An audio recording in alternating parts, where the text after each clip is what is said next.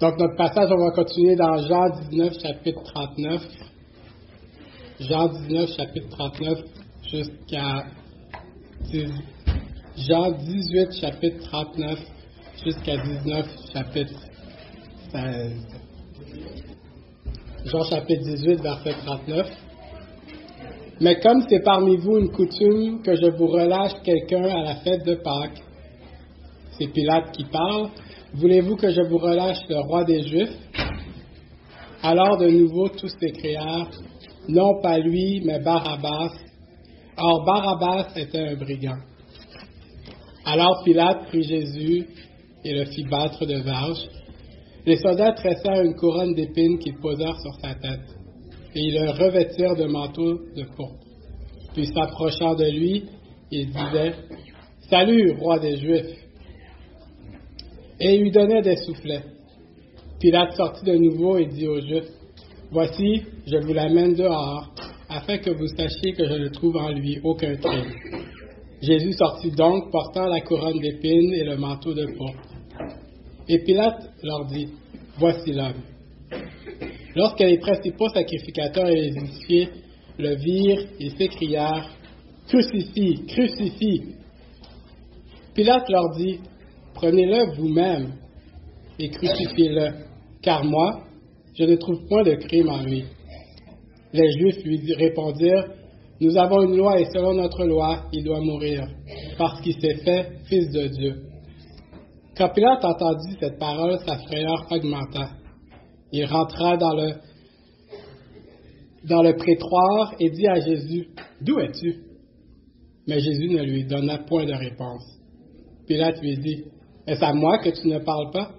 Ne sais-tu pas que j'ai le pouvoir de te crucifier et que j'ai le pouvoir de te relâcher? » Jésus répondit, « Tu n'aurais sur moi aucun pouvoir si je t'avais été donné d'en haut.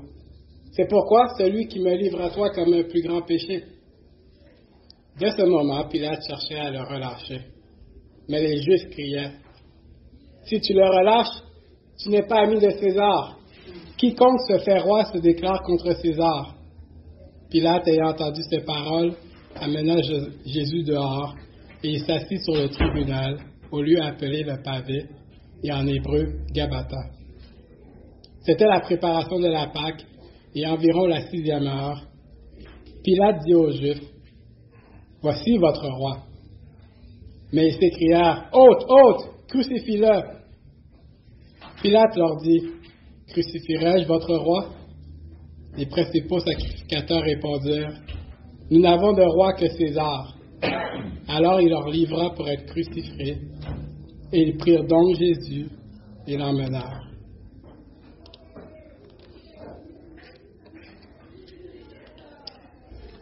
Aujourd'hui, nous allons voir le roi des rois sous la volonté, l'autorité de son Père. Donc, le roi des rois sous la volonté, l'autorité de son Père. Et à travers ça, on va voir que Jésus devait mourir, mais pas juste mourir, il devait mourir sur la croix. Il n'y avait pas d'autre option, il n'y avait pas de plan B. Dieu est souverain et Dieu est au contrôle de la mort même de son Fils Jésus et de la manière dont cela doit se produire. Et tout de suite, on voit ça dans Ésaïe 53:10, il a plu à l'Éternel de le briser par la souffrance, après avoir livré en sacrifice pour le péché. Il verra une postérité et prolongera ses jours, et l'œuvre de l'Éternel prospérera entre ses mains. Encore dans Matthieu 20:18-19, voici, nous montons à Jérusalem, et le Fils de l'homme sera livré aux principaux sacrificateurs et aux scribes. Il le condamnera à mort, ils le livreront aux païens, car pour qu'ils se moquent de lui, le battent de verge et le crucifient. Et le 3e jour, il ressuscitera. Si Dieu avait voulu que son Fils reste en vie, Jésus serait resté en vie. Donc, ne pensons pas qu'il aurait agi, c'est une circonstance, un parcours de circonstances que Jésus doit mourir sur la croix. Et on voit que Dieu contrôle les cœurs qui sont lâches, peureux. On voit que Dieu contrôle les cœurs endurcis. On voit que Dieu contrôle les cœurs qui mentent. Et au jardin de Gethsémani, Jésus a vu par quelle souffrance il allait passer. Et il a prié son Père. Est-ce que vous vous souvenez de ce moment, comment Jésus avait prié intensément à son Père? Mais après avoir eu la réponse de son Père, qu'il fallait qu'il meure à la croix, Jésus est maintenant résolu de marcher vers la croix. On voit ça dans Luc 22, 42, 44. Jésus disant, « Père, si tu voulais éloigner de moi cette coupe, toutefois que ma volonté ne se fasse pas, mais la tienne. » Alors un ange lui apparut du ciel pour le fortifier. Étant en agonie, il priait plus intensément, et sa sueur devint comme des grumeaux de sang qui tombaient à terre. Et Dieu a dit, « Non, mon fils, tu vas jusqu'à la croix. Il n'y a pas d'autre moyen pour sauver l'humanité. » Et à partir de ce moment-là, on voit un Jésus, on voit un roi qui marche résolument à la croix, qui fait confiance à la volonté de son Père. Ainsi, on commence au verset 39 du chapitre 18. Mais essayons de se rappeler qu'est-ce qui s'est passé jusqu'à maintenant. Donc, on vient de parler que si on commence depuis le jardin, Jésus s'est fait arrêter dans le jardin. Et qu'est-ce qui s'est passé? Qu'est-ce que vous vous rappelez qui s'est passé dans le jardin à ce moment-là? Pierre a sorti son épée pour couper l'oreille ou à tout le moins tuer quelqu'un. Non, il voulait la tuer, c'est ça. Et Dieu a guéri, a fait un miracle. Même au moment où on l'arrêtait, Dieu a fait un miracle. Quoi d'autre qui s'est produit au jardin? Jésus dit, qui cherchez-vous? Et ils sont tous tombés à terre. Donc, Jésus avait le pouvoir de vaincre n'importe qui par la simple parole qu'il avait. Quoi d'autre qui s'est passé au jardin? Il était arrêté. Judas est venu, il a baisé et il a été livré et Jésus a été arrêté. Après ça, plus on avance dans l'histoire, et là, on se rend là où Jésus est en verdict, est dans un procès. Et dans ce procès-là, dans ce lieu-là, on se souvient, c'était la cour où Caïphe, Anne habitaient. Et dans cette cour-là, qu'est-ce qui s'est passé?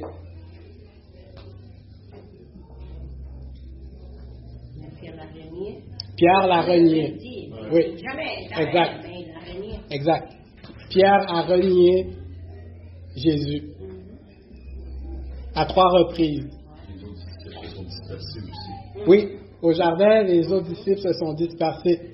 Il y avait, comme on avait vu avec M. Côte-Noir, Jean, qui était familier de la cour, et Pierre, présentement.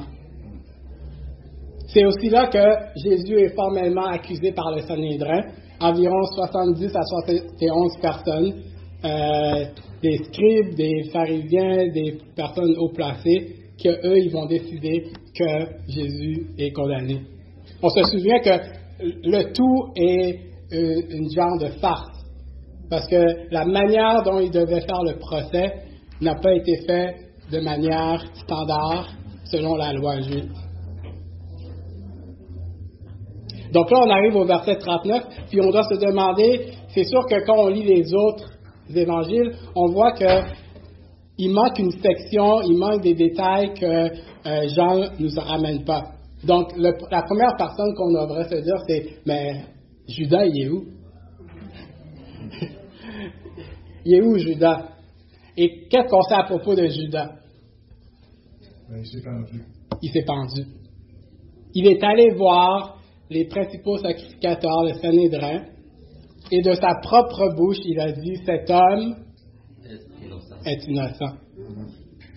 Le principal élément à l'arrêt de Jésus revient et dit, cet homme est innocent. Et le Sanhédrin, en fin de compte, aurait dû considérer qu'est-ce que Judas disait et laisser Jésus passer. Vous pouvez retrouver ça dans Matthieu 27, versets 3 à 10, on ne le lira pas. Mais juste noter que les Sanhédrins ont dit, mais qu'est-ce que ça nous importe? Ça y est, c'est fait. On n'a pas besoin. C'est ça. Tu nous as aidés, on a tout ce qu'il nous fallait. Et par la suite, Judas se pend. Et l'histoire nous dit que... Mais il a laissé l'argent qu'ils Oui. ont donné, et avec le même argent, il dit on va payer les tombeaux pour Jésus. C'est ça. Avec cet même argent, ils ont acheté un terrain. Parce qu'il ne faudrait pas que ça soit utilisé pour le temple. Il ne pouvait pas les rentrer de nouveau au temple. Et on voit que l'action de Judas l'a conduit à la mort. Il n'y a pas eu de repentance, comme on verra avec Pierre. Donc, Judas trahit, Judas se pend, meurt. Après ça, Pilate, on a vu la semaine passée, qui ne comprend pas comment, en fin de compte, il est impliqué dans cette situation-là. Plus on regarde, plus on voit que Pilate, il est comme entre deux chaises et il ne comprend pas pourquoi les Sanhédrins l'amènent Jésus. Et là, on voit tranquillement que plusieurs personnes vont dire que Jésus, en commençant par Judas, est innocent. Et Pilate va le dire au moins 3 fois lui-même, « Je ne trouve pas aucun crime en Jésus ». Et Pilate, comme on l'avait vu avec M. Côte-Noir, il est le juge. Il est celui qui a l'autorité de punir de mort quelqu'un. Mais Jésus relève vraiment de la religion juive. Donc, déjà, la semaine passée, on a vu que Pilate ne voit pas que Jésus est une menace pour l'Empire romain.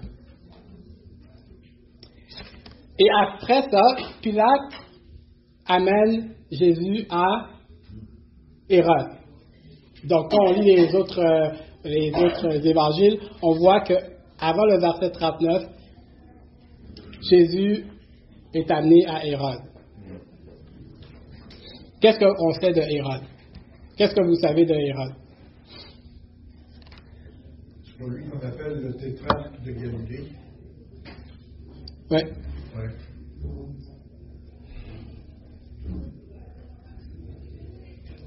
Ils n'avaient pas une bonne relation, hein, Hérode et Pilate. On sait que Hérode voulait rencontrer Jésus. Bon, vous comprenez que s'il y a quelqu'un, outre les miracles, si on sait que Jésus a fait des miracles, mais vous comprenez que s'il y a quelqu'un qui rentre en Jérusalem et qui est acclamé par une foule de gens, la plupart des gens ont entendu parler de Jésus. Hérode, évidemment, n'est pas différent. Hérode, c'est celui qui a tué Jean-Baptiste. Et à un moment donné, il pense que Jean-Baptiste est ressuscité. Parce que Jésus accomplit un peu et attire un peu les mêmes foules que lui. Et là, il veut rencontrer Jésus. Et il est content que Pilate lui envoie Jésus. Et son désir, c'est que Jésus fait devant lui des miracles. Donc, Pilate est à la recherche de miracles. Il va être un peu déçu parce que Jésus ne va même pas lui parler pendant tout le temps qu'il va être avec lui. Alors, il accepte d'être aussi de ceux qui ne prennent pas au sérieux Jésus et il va se moquer de Jésus avec ses soldats, ses gardes du corps. Et encore, donc il ne voit pas que Jésus est vraiment une menace pour Rome. Donc ça, c'est notre contexte. Et finalement, il renvoie Jésus à Pilate. À noter que Pilate aurait été content que Hérode s'occupe de ce problème-là. Il avait envoyé à Hérode parce que Jésus avait été mentionné qu'il était galiléen. Donc il s'était dit, Hérode allait pouvoir s'en occuper.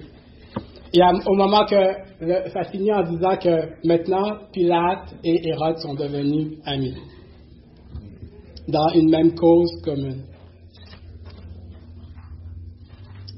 Donc au verset 39, on lit, « Mais comme c'est parmi vous une coutume que je vous relâche quelqu'un à la fête de Pâques, voulez-vous que je vous relâche le roi des Juifs? » Alors de nouveau ils s'écrièrent, « Non, pas lui, mais Barabbas. » Or, Barabbas était un brigand.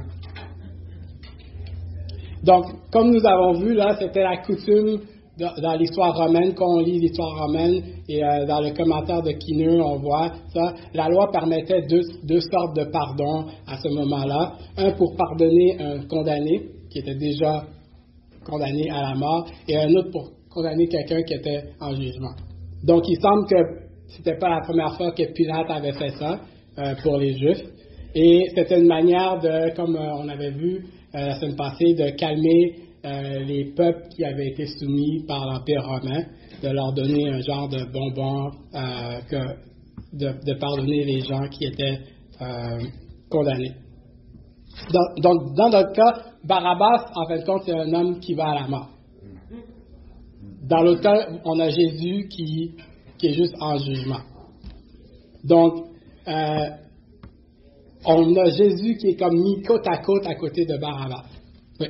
Barabbas, si je me souviens bien, dans un autre évangile, il est dit qu'il était condamné pour une sédition et un meurtre, si je me souviens bien. C'est ça? Exact. Oui. Donc,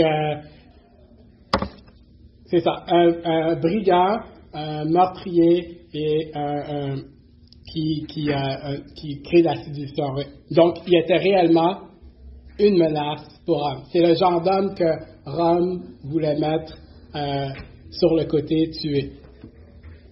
Évidemment, Jésus, de l'autre côté, était plus perçu à ce moment-là comme un maître, hein, avec ses disciples. Peut-être certains ont dit dans les commentaires un genre de philosophe.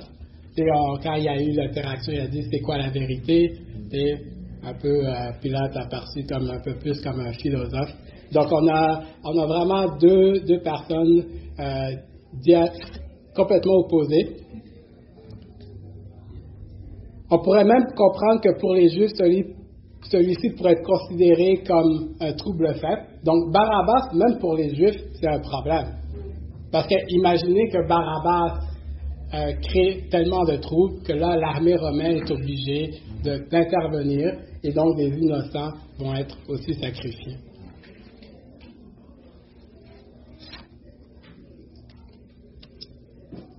Et cette idée de Pilate de présenter Jésus et Barabbas, c'est vraiment une idée de proposer une alternative, une porte de sortie pour Jésus. Donc là, moi, je vous présente un homme qui mérite la mort, et là, je vous le compare avec un homme réellement banal, innocent. Certainement, ils vont choisir Barabbas. Mais on voit que les Sanhédrins étaient déjà fixes sur le fait de tuer Jésus. Et ça, on voit par jalousie dans les autres évangiles. Donc, Pilate avait perçu que le tout était une jalousie de la part des Sanhédrins. Et ils ont convaincu la foule de dire Barabbas. Alors, au verset 1, on dit « Alors Pilate prit Jésus et le fit battre de verges. Les soldats tressèrent une couronne d'épines qu'ils posèrent sur sa tête, et ils le revêtirent de manteau de pourpre. Puis s'approchant de lui, ils disaient « Salut, roi des Juifs !» et ils lui donnaient des soufflets. Les Romains avaient 3 formes de punition, et il y a raison de croire que la punition que Jésus reçoit ou qui est décrite dans Jean, c'est la première punition de 2. Donc, dépendamment des commentaires que vous lisez, il y a un petit débat là-dessus. Je ne veux pas nécessairement trop rentrer là-dedans, outre le fait que Jésus a été puni. Donc, il y avait 3 formes de punition. La première était légère, juste avertissement. Il y avait une un peu plus sévère. Et la troisième, c'était celle que, de toute manière, Jésus va vivre, qu'on infligeait aux gens avant la crucifixion, entre autres. Et cette forme de punition-là, c'était justement barbe de verge. Donc, dépendamment de ce que vous croyez, Jésus a été puni 2 fois, mais il a vraiment, avant la crucifixion, qu'on ne voit pas dans Jean, été flagellé. L'instrument qui était utilisé, c'était un bâton avec des lanières de cuir. Au bout de ça, il y avait du métal ou des os aiguisés. Et on utilisait à tout le moins 2 personnes, donc 2 soldats, pour infliger les fouets aux personnes. La personne était attachée à un genre de pieu par les mains, ainsi elle ne pouvait pas nécessairement se débattre, s'enlever. Donc on se réfère à ça, les Romains dans l'histoire, parce que les Juifs aussi avaient leur type de fouet, là, mais dans le cas précis, étant donné que c'est les Romains qui infligent la punition, il faut plus se référer à cet outil que j'ai mentionné. Donc, les Juifs avaient évidemment eux aussi cette pratique-là. On se souvient que Paul a été battu, et eux, ils avaient un nombre qui était de 40 coups. Selon la coutume ou l'histoire, il est dit qu'ils arrêtaient à 39, de manière à être sûr qu'ils n'ont pas donné trop de coups à la personne.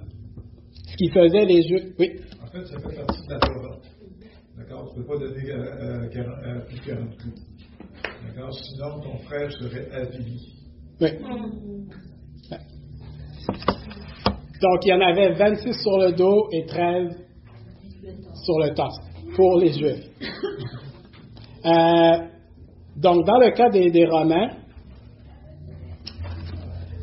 vous comprenez que s'il y a des bouts de métal et des bouts d'os,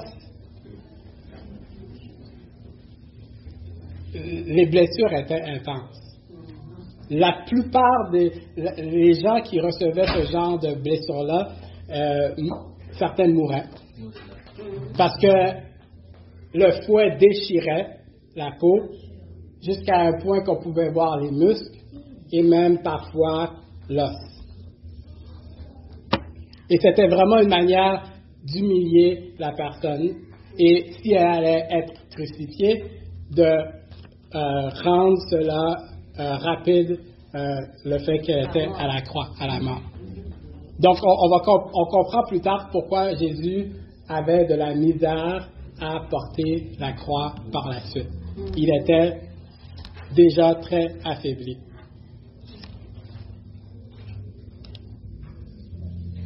Et donc là, il va mettre une couronne d'épines. La couronne, encore là, certains pensent que c'était du palmier de date. Si vous regardez les photos de ça, vous allez voir, il y a des grandes épines qui sont à peu près ça de grosses ou plus. Et ils ont tressé ça et ils ont mis ça sur la tête de Jésus. Ils ont mis un manteau de pourpre. Rappelons-nous que Hérode avait déjà habillé Jésus avec une tunique de Romain. Et là, il est maintenant paré avec un manteau de pourpre qui est comme plus que les soldats portent la cape, là, qu'on dirait nous. Ça ressemble pas nécessairement à une cape comme les super-héros qu'on a, mais c'est un peu l'idée. Et c'est quoi l'image que les soldats veulent amener en mettant à Jésus cette couronne, ce manteau de pourpre? Certains vont lui dire qu'ils vont lui donner un genre de sceptre dans les mains. C'est quoi l'image qu'ils essayent de reproduire? Oui. Ils se moquent du fait que Jésus est un roi. Et dans les versets qu'on lit, vous allez voir la mention de roi est souvent là. Donc, c'est vraiment l'enjeu qui est là. Jésus étant le Messie. Donc, de la bouche des Romains, la vérité sort et il crée une farce de Jésus. C'est comme une comédie dressée dans un attroupement ridicule de roi. Et à tel point qu'il se moque de lui, il le salue comme si c'était César. Donc, salut, roi des Juifs, comme si c'était César en personne. Et on voit qu'il se moque de lui parce qu'en plus, il le bat, il lui donne des soufflets. Ce qui nous rappelle que le Sanhédrin aussi avait battu Jésus, lui avait donné des soufflets. Alors, rendu ici, on a un Jésus qui est sans nul doute défiguré. Donc, c'est la deuxième, là c'est l'autre option que Pilate utilise. Je vous ai présenté Barabbas, ça n'a pas fallu. Maintenant, je vais l'humilier, ce Jésus, je vais le battre, je vais le défigurer, et peut-être que là, en le voyant, le peuple va changer d'idée. Alors Pilate sortit de nouveau, verset 4, et dit aux Juifs, « Voici, je vous l'amène dehors, afin que vous sachiez que je ne trouve en lui aucun crime. »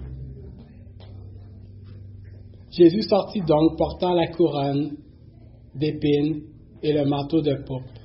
Et Pilate leur dit, « Voici l'homme. » Donc avec tout ce que Jésus a subi au prétoire, nous avons, comme j'ai dit, un homme défiguré, différent de comment il était entré dans le prétoire. Voici l'homme. Pilate présente Jésus, un homme à son avis innocent, on le voit, il a dit, il n'a commis aucun crime. Maintenant maltraité, peut-être que Pilate espère l'attitude des Juifs. Pensez quand vous voyez quelqu'un qui est... Jésus va être recouvert de sang. Pensez, vous êtes dans la foule. À tout le moins, il y a comme un dégoût. Vous ne voulez pas que cette personne-là subisse plus d'atrocités. On a la peine. Oui, c'est ça. Ces peuples-là, il n'y avait pas ça, il n'y a pas connu ça. C'est ça. Et le peuple, en fait, s'est fait influencer par le Sanhédrin. Donc, c'est vraiment le cœur, comme j'avais dit, le cœur endurci. C'est là qu'on voit que le cœur endurci des gens, même devant l'atrocité qu'ils voient qu'un homme a subi, n'est pas assez pour clamer son innocence. Et donc, leur pensée meurtrière n'est pas apaisée. Et on lit et on poursuit. Lorsque les principaux sacrificateurs, au verset 6, les huissiers le virent, ils s'écrièrent, « Crucifie, crucifie! » Qu'il soit crucifié! Qu'il soit crucifié! Il n'y a plus rien à faire pour vaincre la foule. Et c'est vraiment à ce moment-là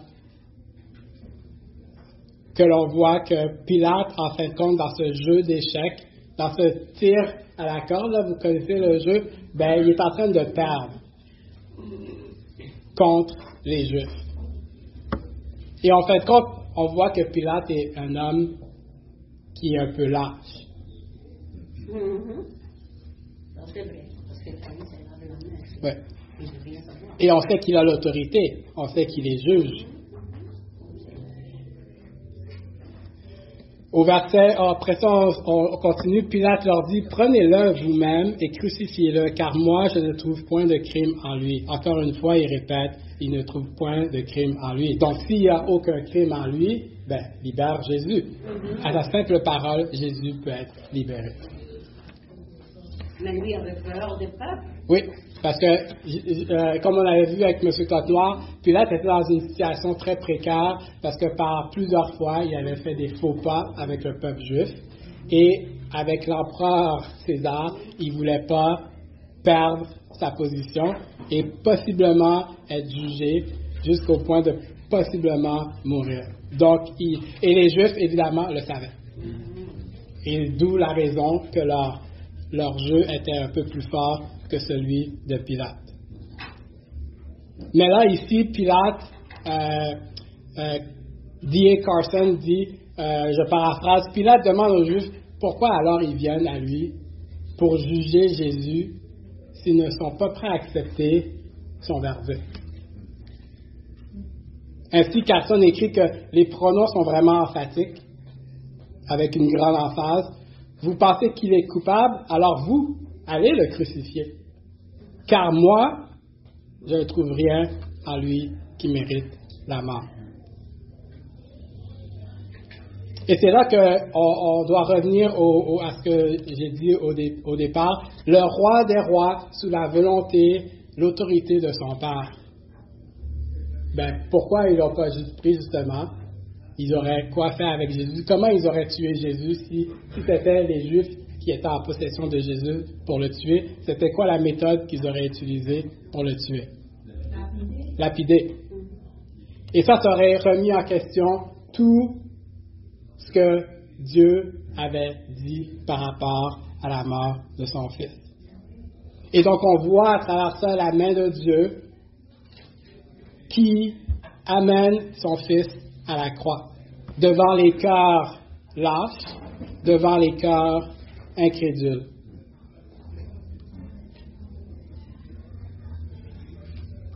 Les Juifs au verset 7 lui répondirent, « Nous avons une loi, et selon notre loi, il doit mourir parce qu'il s'est fait Fils de Dieu. » Et finalement, on trouve la véritable intention des Juifs. Et donc, ça nous rappelle Jean 20, 31. C'est évident que tout le monde qui a suivi la vie de Jésus doit réaliser que je vous ai écrit ces choses afin que vous croyiez que Jésus est le Christ, le Fils de Dieu, et qu'en croyant, vous ayez la vie en son nom. Donc, Jésus est là pour mourir pour nos péchés. Jésus est là pour être ce Messie annoncé qui devait délivrer le peuple, non d'une manière physique, militaire, mais d'une manière spirituelle de leurs péchés. Les libérer de l'emprise du royaume de Satan au royaume de Dieu. Et vraiment, il y a une bataille de royaumes. Des rois, le roi des rois avec le roi de ce monde sont en guerre. Et c'est ainsi que eux-mêmes, ils prononcent que Jésus, si on a vécu avec Jésus, on sait que Jésus l'a dit, je suis le Messie, je suis le Fils de Dieu. Croyez en moi pour avoir la vie éternelle. Au verset 8, quand Pilate entendit cette parole, sa frayeur augmenta. Il rentra dans le prétoire et dit à Jésus, « D'où es-tu? » Mais Jésus ne lui donna point de réponse. Donc, comme on a vu, Pilate est déjà dans une situation où il a peur pour sa position. Là, il entend que Jésus est Fils de Dieu. Donc, il a déjà peur, mais là, sa peur augmente. Et le mot utilisé, c'est le même mot qu'on utilise pour phobie. Donc, c'est vraiment une peur qui est intense de qu'est-ce qui va arriver avec cette situation-là. Pourquoi vous pensez que au moment où il entend que Jésus est le Fils de Dieu, sa frayeur augmente? Qu'est-ce qui fait que sa frayeur augmente en entendant que les Juifs lui disent « Il doit mourir parce qu'il s'est fait Fils de Dieu ». Il a plus peur des hommes que Dieu ne croit pas en Dieu. Il a plus la crainte des hommes. Il a peur d'être mal jugé, d'être mal paru aux yeux des hommes. OK, oui. Il doit faire un choix. Donc c'était ce choix-là. Il avait peur, il savait. Ouais. Il savait que Jésus était là. Mais il a fait le choix. Ouais. Quelqu'un d'autre? Est-ce qu'il peut-être qu'il pensait qu'il se faisait égal à César? OK, oui. Quelqu'un d'autre? OK, moi j'ai eu l'aide de ma lecture. Il ne faut pas oublier le background religieux, en fin de compte, des Romains et des Grecs. Donc, ce qu'on appelle la mythologie romaine et la mythologie grecque. Donc, pour eux, c'était réel qu'un homme pouvait être un demi-dieu. Hein, donc, et leur Dieu n'était pas un Dieu comme notre Dieu, compassion. C'était des dieux qui châtiaient rapidement si les hommes n'étaient pas alignés. Et donc, d'apprendre que Jésus est Fils de Dieu, pour lui, le ramène tout de suite à sa mythologie, que possiblement qu'il a maltraité un Fils de Dieu dans leur multitude de dieux. Et sa question est un peu d'où es-tu? C'est de savoir à quel Dieu maintenant j'ai affaire pour cette situation-là. Et évidemment, comme vous avez dit, c'est entrecoupé avec la crainte des hommes parce que là, Jésus répond pas et c'est un peu aberrant. Puis là, il dit, tu me parles pas, ne sais-tu pas que j'ai le pouvoir de te crucifier et que j'ai le pouvoir de te relâcher? Et là, Pilate semble croire qu'il est au contrôle de la situation. Fait que j'ai amené aujourd'hui un pantin. Parce que Pilate, en fin de compte, c'est un pantin dans les mains de Dieu. Et là, le pantin, il dit, Tito, ne sais-tu pas que j'ai le pouvoir contre toi? Et réalisez que Jésus, on se souvient, il sait que c'est la volonté de son Père qui va à la croix. Alors, son assurance n'est pas sur le fait de savoir que Pilate lui dit qu'il a le contrôle. Mais il sait savait que son avenir était dans les mains de Dieu. C'est ça, alors, dans les mains. Peu importe ce qu'il peut dire. Exact. Et c'est pour ça que sa réponse, il dit,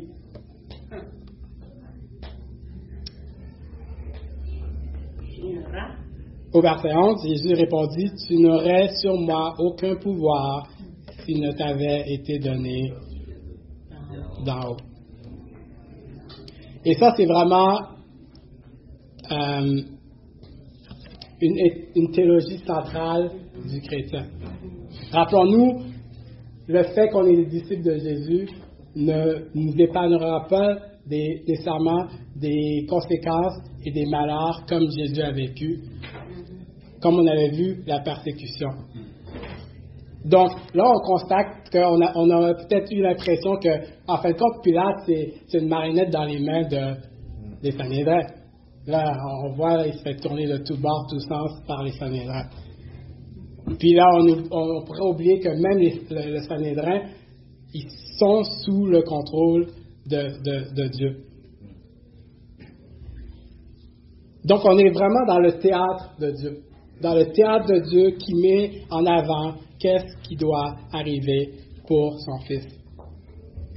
Donc, rien de ce qui survient n'est hors du contrôle de Dieu. Il n'y a pas d'autre moyen que Dieu a prévu, qu'il avait promis. Donc, même Jésus, dans Jean 12, 32, dit, « Et moi, quand j'aurai été élevé de la terre, j'attirerai tous les hommes à moi. » Donc, Jésus doit être sur la croix afin que les hommes viennent à Dieu. Donc, toute l'absurdité de cette situation-là, imaginez Jésus, quand Pilate dit ça, c'est vraiment l'absurdité même du pantin que Tito, qui dit à Tito, j'ai un contrôle sur toi. C'est pourquoi celui qui me livre à toi commet un plus grand péché. Donc, il y a deux choses qu'on voit dans la phrase que Jésus a prononcée. Nous devons réaliser que Dieu au contrôle ne garantit pas que la souffrance sera moindre. Et on le voit avec Jésus. Même si Jésus savait que son Père était souverain, dans cette situation-là, il a quand même été moqué, il a quand même été battu, il a quand même été torturé, il a quand même été mis à mort. Et si Jésus a souffert, nous aussi nous devons considérer nos persécutions présentes et à venir, sans faillir dans l'assurance que Dieu reste avec nous. Et ça, c'est une vérité qui est beaucoup plus facile à apprendre maintenant que quand on est dedans. Fait que je vous encourage à prendre le temps de vous fonder sur le fait que Dieu est au contrôle, même quand on souffre. Parce que des fois, dans la douleur, on peut se demander, est-ce que Dieu est là? Donc, premier point qu'on leur voit, Dieu au contrôle ne garantit pas que la souffrance ne sera moindre. Et deuxième chose que j'aimerais qu'on remarque à travers la phrase de Jésus, c'est que Dieu au contrôle ne diminue en moins la responsabilité des hommes. Parce que Jésus lui dit, c'est pourquoi celui qui me livre à toi commet un plus grand péché. Donc plusieurs pensent ici qu'on ne parle pas nécessairement de Judas, mais de Caïphe. Donc, et la complexité de la souveraineté de Dieu, je ne peux pas vous l'expliquer, On peut juste y croire.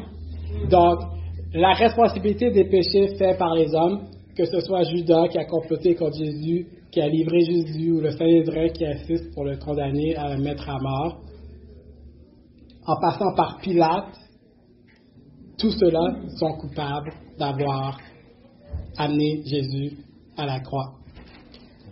L'ensemble du plan de Dieu n'est pas perceptible si on regarde juste les petits détails, si on se concentre dans les détails. John Piper dit, « Ce qui se produit est par la permission que Dieu donne et dans les limites que Dieu établit. C'est Dieu et non Satan ou les hommes qui ont le dernier mot. Dieu a permis que la dévastation de cette inondation soit pas plus et pas moins. Dieu a permis que 4 personnes soient mortes, pas plus et pas moins, et ainsi de suite. Et ça devrait être notre assurance lorsqu'on regarde ce monde, lorsqu'on regarde notre vie, que Dieu permet exactement ce qu'il a voulu. Et je vais un peu plus rapidement au verset 12. Dès ce moment, Pilate cherchait à le relâcher. Donc, 3e fois qu'on voit que Pilate sait que Jésus est innocent. Mais les Juifs criaient, « Si tu le relâches, tu n'es pas ami de César. Quiconque se fait roi se déclare contre César. » Pilate, ayant entendu ces paroles, amena Jésus dehors et il s'assit sur le tribunal au lieu appelé le pavé, et en hébreu, Gabata.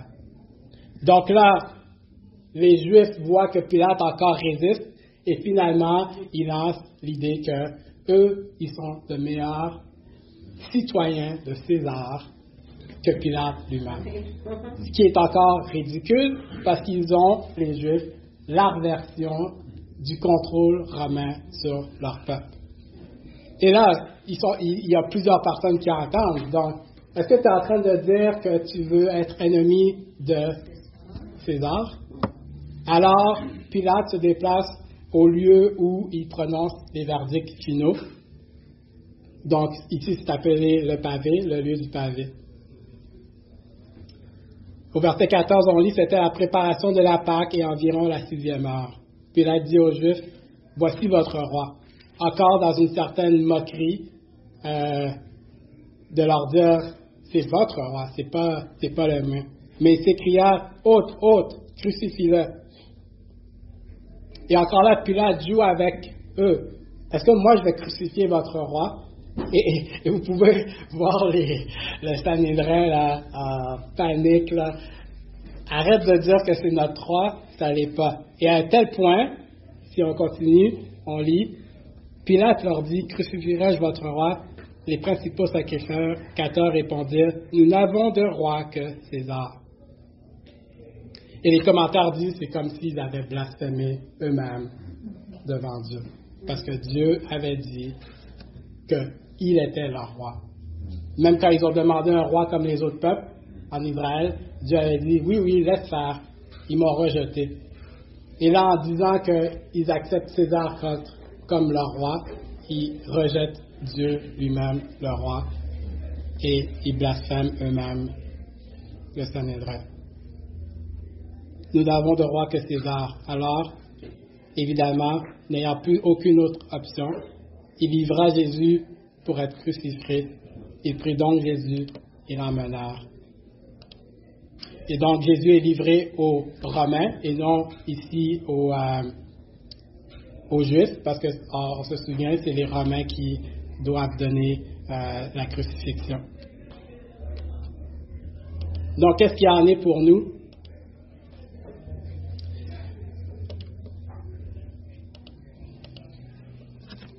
On doit se demander, c'est qui notre roi? Premièrement, quel roi qu'on veut suivre? Le roi de ce monde ou le roi Jésus qui est venu mort pour nous?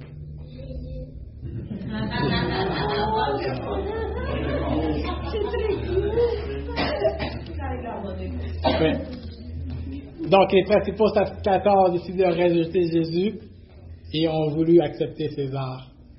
Mais aussi, on doit être encouragé. Soyez encouragés de savoir que Jésus a souffert les souffrances physiques, psychologiques, l'humiliation intense. Et comme on lit dans Hébreux, il peut sympathiser avec nous. Il sympathise avec nous par les souffrances qu'il a vécues.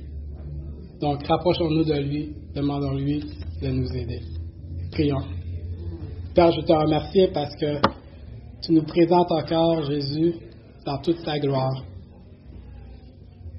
Merci qu'il a subi cette punition à notre place. Donne-nous de vivre encouragés, de savoir que tu comprends nos souffrances, tu comprends nos douleurs et que tu es là au contrôle de toutes choses. Donne-nous cette assurance d'avoir foi que tu diriges toutes choses. En ton nom, Amen.